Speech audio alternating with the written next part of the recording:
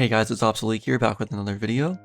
Today we are going over how to use one of my favorite quality life mods, the Magic Storage mod. If you are tired of having 50 unorganized chests around your base, where you can't seem to find that one item you were looking for, this mod is definitely for you. With that being said, let's go ahead and get into what this mod is all about. It allows you to create a network of chest-like items that can be accessed from a single block. It can even be accessed from multiple points or remotely anywhere in the world. It also allows you to search by item ID, name, type, and much more. The best part of the mod is that it also has a crafting interface, which allows you to easily craft from within your storage network, so you don't have to worry about crafting hassles either. Now let's go ahead and get into how to actually use the mod. To get started, the first thing you'll need to build your storage network is going to be storage components. These are made with 10 of any wood along with 2 of any iron bar. These storage components can then be used to craft other items you'll need to get your storage system started. The first item you'll want is a storage heart, which is the thing that acts as the storage part of your chest system, and you'll use this to actually put items into the system and take them out whenever needed. To make this, you will need a storage component from earlier, 1 diamond or 3 shadow diamonds, and 3 emeralds. Shadow diamonds are dropped from bosses the first time you kill them, only vanilla bosses, and they can be used to assist you with getting storage upgrades faster if you haven't found diamonds yet, by the way. After creating the storage heart, place this into your Terraria world, wherever you wish to have your storage system be. Now you have the heart, which is used to access your items, but you don't have any storage units to actually store the items themselves, and without that, you won't be able to store anything yet. Let's go ahead and fix that. Using another storage component, a chest, and 10 silver or tungsten bars, we can make a storage unit, which allows us to store 40 items in our system. After crafting it, if we place it so it is touching our storage heart, we can then put items in the storage heart by right-clicking on it.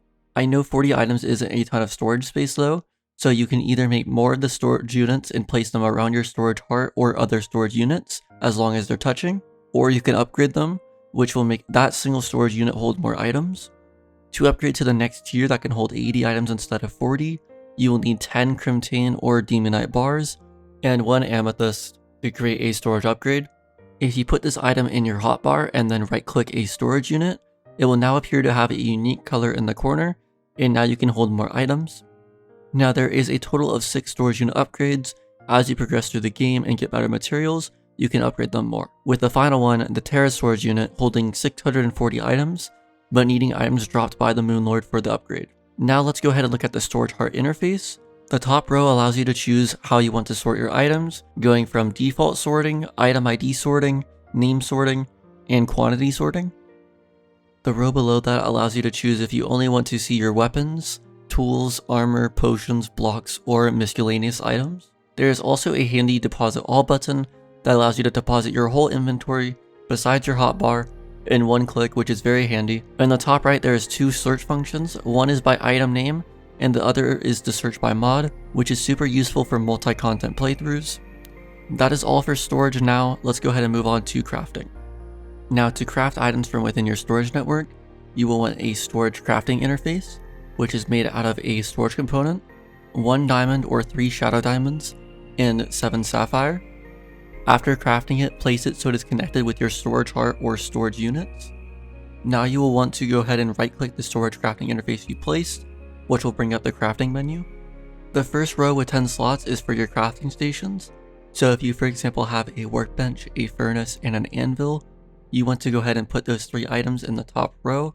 This will allow you to then use those as your crafting stations from within your crafting interface. If you already have items within your storage heart, some items that you can craft will show up below your crafting stations. These are items that you can craft with the items inside your storage units. An important note is that it is only from within your storage units and not your inventory, so you'll want to put anything you want to use crafting wise into your storage heart beforehand.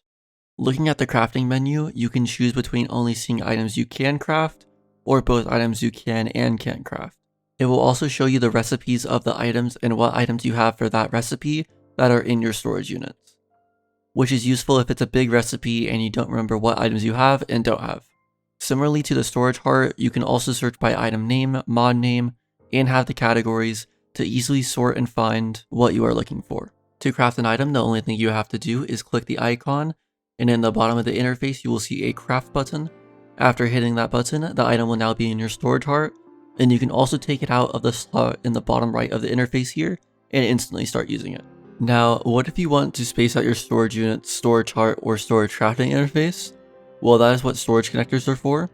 These act as little tubes that can keep everything connected from a distance. These things are extremely affordable and only cost 16 wood and 1 of any iron bar, which will give you 16 connectors. Using these, you can have your storage units be out of sight and have your storage heart and crafting interface separated from each other.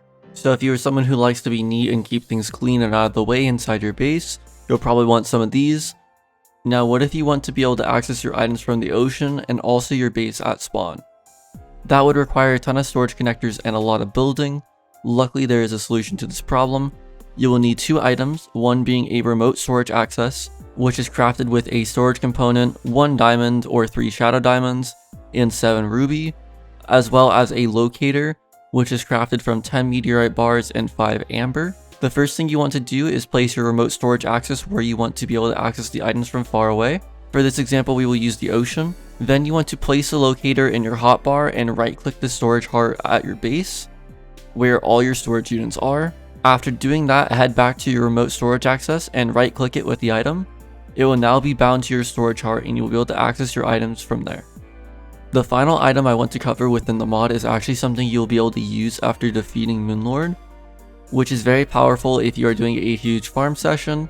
You will need to first create a locator drive, which is made out of 25 Mardian plating and 5 luminite bars, and crafted at an ancient manipulator. After creating that, you can craft a portable remote storage access with the locator drive, 1 radiant jewel, which drops from Moonlord, 1 diamond or 3 shadow diamonds, and 7 ruby. After crafting this item, place it in your hotbar and right-click your storage heart with it, which will then link the system to the remote. After doing that, you are able to right-click the item in your hotbar, and you can access your storage heart from anywhere in the world. That is all for the magic storage mod. This mod, in my opinion, is a lifesaver in Calamity playthroughs, or really any playthrough, as I hate storing items in chests and forgetting where I put certain key items. At this point, I refuse to do a playthrough without magic storage, as it is just that convenient and makes my playthrough so much more enjoyable. Also, if this video helped you, I would appreciate it if you hit the like button and consider subscribing if you want to see more Terraria content like this. Also, feel free to comment any questions you have down below. Thank you for watching.